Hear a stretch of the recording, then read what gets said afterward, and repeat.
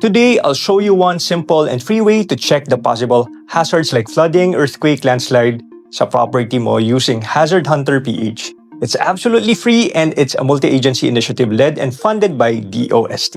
So let's dive right in. First thing is you have to open your browser and search Hazard Hunter PH. So once you're on the site, you will see a search bar where you can either type your location or there's an option where you can use or pin your current location, which I preferred para mas accurate. So once na ma-search mo or ma-pin mo na yung location, it will automatically calculate and generate the hazard assessment. So nasa right mo yan. Then just click See Results. So dito sa assessment results, you can go through the different categories one by one. May seismic, may volcanic, at may hydrometeorological hazard assessment. Nakabulol. At syempre, dito sa hydro natin makikita yung flood. Makikita mo kung may flood hazard indicated for that particular location.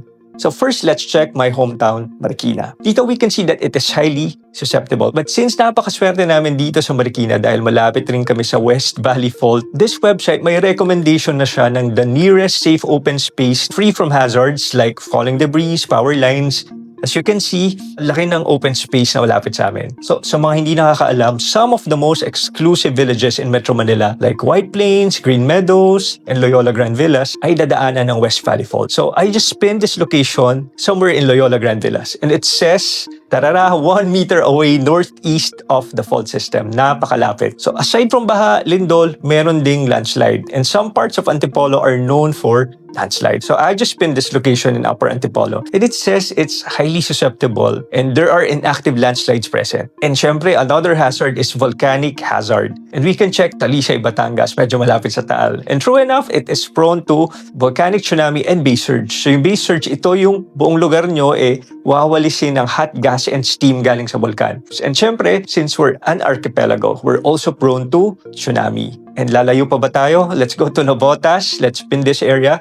It's a specific location there and it is prone to tsunami 5 to 6 meters daw. Dami ng hazards that you can check here. One specific I'm curious about is liquefaction. So ito yung madalas hindi tayo aware na nangyayari kapag sobrang basa ng tubig ang lupa. Tapos kapag lumindol, parang quicksand. So para siyang kumunoy. So the best thing about this website is they can generate a report with recommendations. So like for this Antipolo landslide property, it says it's considered not suitable for permanent habitation. Pero we have to understand this is just a tool and I would use this as an initial step in doing due diligence. And although wala naman talagang perfect na location na free from any hazard, we have to remember our country sits along the Pacific Ring of Fire.